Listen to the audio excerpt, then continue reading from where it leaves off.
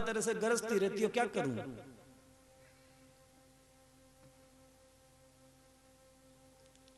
और गुस्सा में फिर न जाने क्या क्या जानवर कहीं के सुनते नहीं है मेरी। पति हंस गए बेचारे। चलो, पत्नी ने गुस्सा करके घंटे 2 घंटे एकदम गुस्सा ठंडी हो गई तो पूछा, जी एक बात पूछूं आपसे? बोल कौन सी? बोले आज तो गुस्सा में न जाने मैंने कुछ ज्यादा ही कह दिया। क्या? आज तो मैंने आपको जानवर कह दिया, आपको कैसा लगा?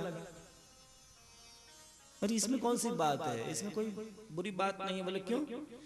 बोले भाई बात यह है कि तू मेरी जान है और मैं तेरा बर हूं, तो मिला करके बना जानवर, इसलिए मैं जानवर तो हूं ही।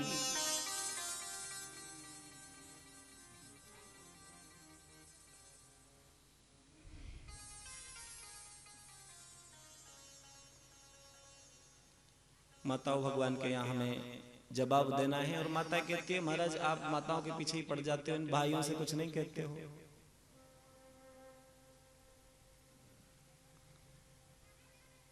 गोपियां यही कहती थी, औरन को मत देख सखीरी, अपनो भवन बुहारी।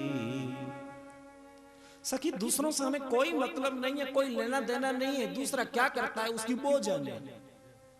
अपने हृदय में हमको झाड़ू लगानी है, गंदगी दूर करनी है, और एक ऐसा पवित्र एक वातावरण, एक ऐसा आदर्श स्थापित करना है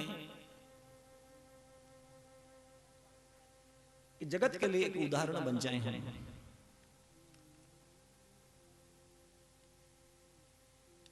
इसलिए माताओं को ममतामयी, भक्तिमयी, भक्ति स्वरूप कहा गया है। जितनी भक्ति माताओं के बट में आई है, इन भाइयों को क्या मालूम। इसलिए शास्त्रों में कहा गया है, मातृ देवो भव। सबसे पहले जो वेद ने जो सम्मान स्थापित किया तो माताओं के लिए किया, पुरुषों के लिए नहीं किया। और संतान उत्पन्न होती है, उसकी सबसे बड़ी गुरु होती है माँ। माँ चाहे अपनी संतान को बहुत ऊंचा उठा सकती है, और माँ चाहे अपनी संतान को बहुत नीचा गिरा भी सकती है। बच्चे की नींव मजबूत करने के लिए सबसे बड़ी गुरु है माँ।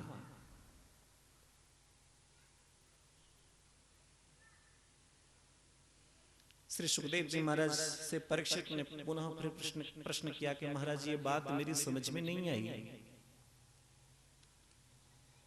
इसको और आप ढंग से समझाते। तो श्री सुखदेव जी महाराज ने एक सुंदर उदाहरण अजामिल का दिया। अजामिल की बुद्धि दासी के संसर्ग से, वेश्या के संसर्ग से बिगड़ी।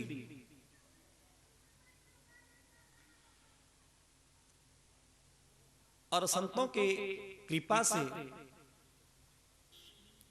संतों की एक बात मांगने से कि इस बालक का नाम नारायण रख देना। दास्यः संसर्ग दूषितः, दासी के संसर्ग से बुद्धि बिगड़ गई और संतों के संसर्ग से उसकी बुद्धि बन गई। संतों ने कहा कि तुम्हारे जो बालक होगा ना, उसका नाम नारायण रख देना। बालक का नाम नारायण रखा। बालक का जन्म हुआ और उसकी काल कलवित गढ़ी आई। अंत समय पे यमदूतों को देख करके जोर से नारायण नाम पुकारा, रे नारायण, बेटा नारायण मेरी रक्षा कर। नारायण नाम पुकारा तो भगवान के दूत वहां उपस्थित हुए और यमदूतों को वहां से भगा दिया। यमदूत कहने लगे कि महाराज ये बताओ, इसने जीवन पर्यंत कोई अच्छा कर्म नहीं किया है, सारे बुरे कर्म किए हैं, फिर आप इनकी रक्षा करते हो। विष्णु दूतों ने कहा कि आप लोग ये बताओ, धर्म की परिभाषा क्या है, धर्म किसको कहते हैं? बोले साहब, धर्म उसी को कहा जाता है जो शास्त्रों में बताया गया है, जो करने योग्य कर्म बताए हैं वो धर्म है। जिन कर्मों को करने के लिए निषेध किया गया है वो अधर्म है।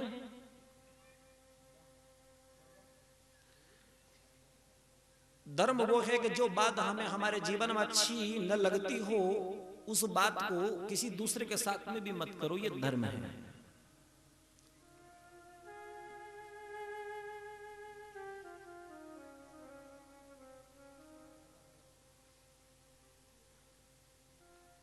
यमदूतों ने जाकर के शिकायत की, महाराज आपने हमें कहां भेज दिया।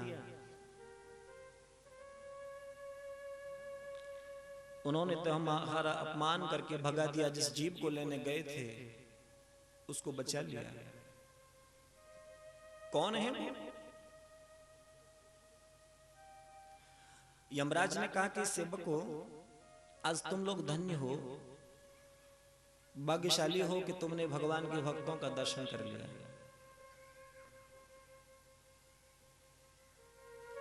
दूतों ने कहा महाराज हम तो यही जानते थे कि आप सबके भगवान आप ही हो, लेकिन आपसे भी बड़ा कोई है। बोले भैया मेरे जैसे तो 12 माने 12 हैं, ये धर्म के ठेकेदार हैं। भगवान ने इन 12 लोगों को धर्म का ठेका प्रदान किया। स्वयंभू नारदः शंभु कुमारः कपिलो मनु प्रह्लादो जनको भीष्मो बलिर्वैयासकीर्वयम्। स्वयंभू माने ब्रह्मा श्री नारद जी महाराज, शंभु माने भगवान शंकर, कपिल मुनि, मनु, प्रहलाद, जनक, भीष्म, बलि, व्यास और एक में मिलाकर के 12 माने 12 हुए। इनको भगवान धर्म का ठेका प्रदान किया करते हैं।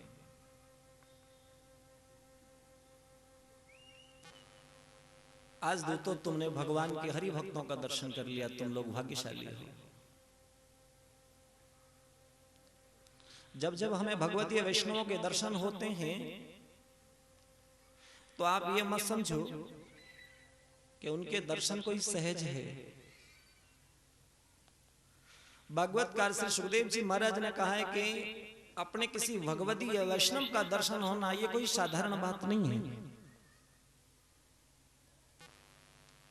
भागवत कहती है उपलब्ध भवानद्य दुर्लभम प्रिय दर्शनम। अपने प्रिय का दर्शन होना इस कली काल में, इस संसार में बहुत दुर्लभ बात है, साधारण बात नहीं है। पूर्व जन्म के पुण्यों के फलस्वरूप ही किसी भगवतीय का दर्शन होता है, अपने प्रेमी का दर्शन होता है, प्रेमी से मिलन हुआ करता है।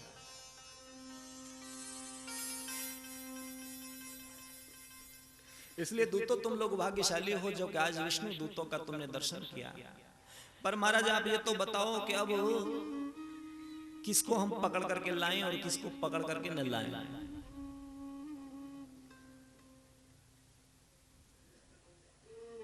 यमराज ने स्पष्ट बात कही कि ऐसे लोगों को पकड़ करके मेरे यहां पर लाओ जिह्वान भक्त भगवत गुण नाम ध्येय चेतस्य न स्मरति तश्चरणारविंदम कृष्णाय नो नमति अक्षिरये कदापि तानानयध्वमसतो कृत विष्णु कृत्यान्। कितनी प्यारी बात कही। जिह्वान भक्त भगवत गुण नाम ध्येय, जिसकी जिह्वा पर भगवान का मधुर मंगलमय नाम नहीं है। चेतस्य न स्मरति तश्चरणारविंदम, जिसकी स्मरण शक्ति में, जिसकी चेतना में श्री कृष्ण नहीं है, जिनका मस्तक भगवान के सन्मुख भगवान के मंदिरों में झुकता नहीं है। कृत विष्णु कृत्यान, भगवान विष्णु के, भगवान नारायण के कृत्यों को जो न करता हो उसको पकड़ करके लाओ। तो भगवान नारायण के करते हैं कथा श्रवण करना, सत्संग करना, कीर्तन करना, मंदिरों में जाना। तो जो कथा सुनते हैं उनको पकड़ करके मत लाओ।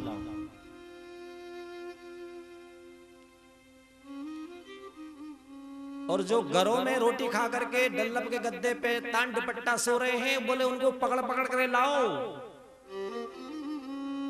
मैं उनको सीधा करूंगा। यमदूतों ने कहा महाराज एक बात तो बताओ कि कथा में भी आकर के जो चुपचाप घूंघट मार करके सो जाते हैं, उनको पकड़ करके लाएं कि नहीं लाएं? पीठ लगा लेते हैं बढ़िया से, और थोड़ा सा घूंघट किया, कोई देख थोड़ी रहा है, और क्या खर्राटा लेते हैं, और जयकारा लगने पर नींद टूट जाती है। कथा तो बहुत अच्छी है। सासू माँ कथा सुन करके गई घर से, बहू ने पूछा माता जी हम तो घर के काम धंधों से निवृत्त नहीं हो पाए थे, इसलिए कथा सुनने नहीं गए, लेकिन आप तो गई थी, आपने कौन सी कथा सुनी? आज सबसे बढ़िया वाली कथा कौन सी थी? माता जी ने कहा बहू ये तो मुझे भी याद नहीं है, क्योंकि मैं तो सबसे बढ़िया वाली कथा में लीन हो गई थी, उच्च कोटि वाली। इतना जरूर है कि बहुत बढ़िया कथा थी। आखिर माता जी बढ़िया कौन सी थी याद होगा? बोले कुछ भी याद नहीं।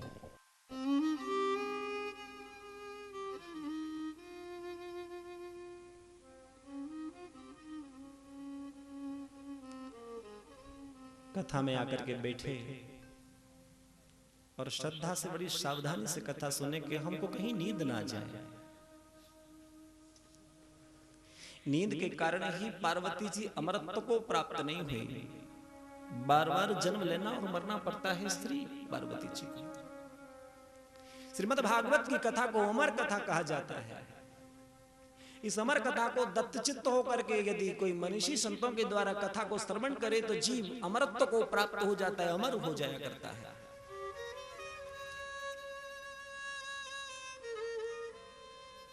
चूक नहीं होनी चाहिए।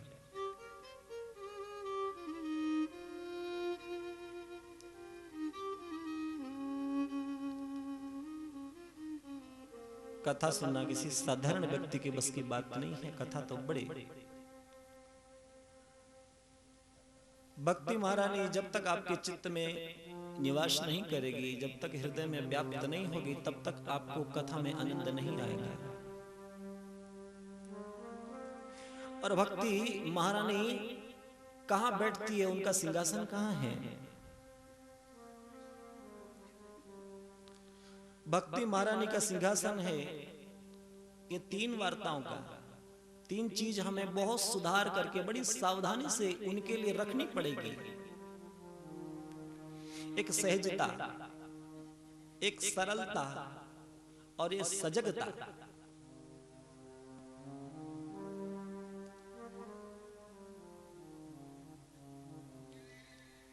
हमको सहज भाव लाना पड़ेगा।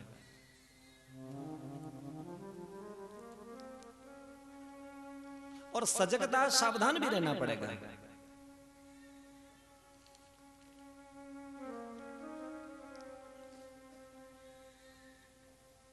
ऐसा उदाहरण देकर के श्री सुखदेव जी महाराज ने यमदूतों के सुंदर, अजामिल के सुंदर उपाख्यान को श्रवण कराया।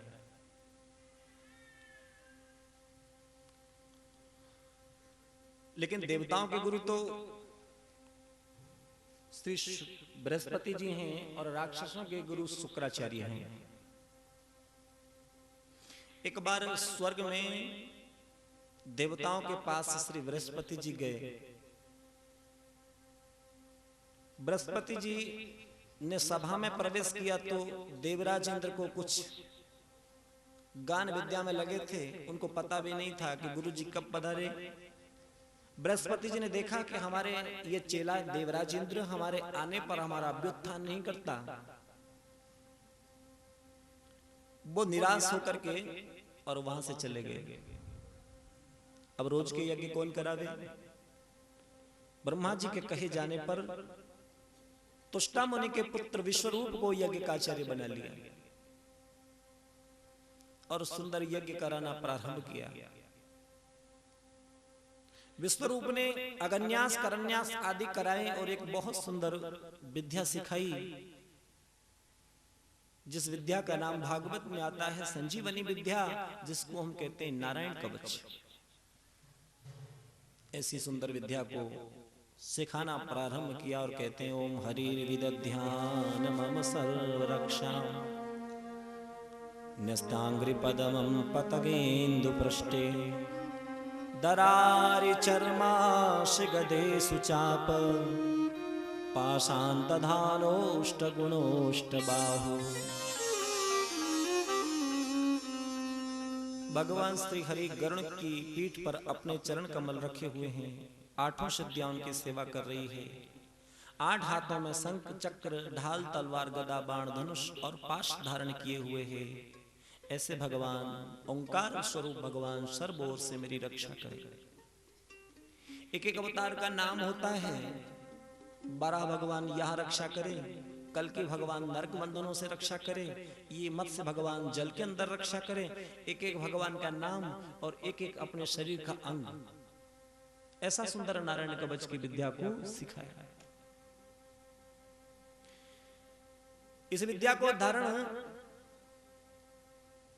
को धारण जो प्राणी करता है, न कुतश्चित् भयं तस्य विद्यां धारयतो भवे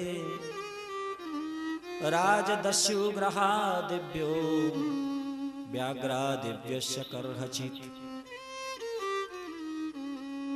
जो वैष्णव इस संजीवनी नाम की विद्या को धारण करता है, उसको राजा से, चोर से, डाकुओं से, अग्नि से, जल से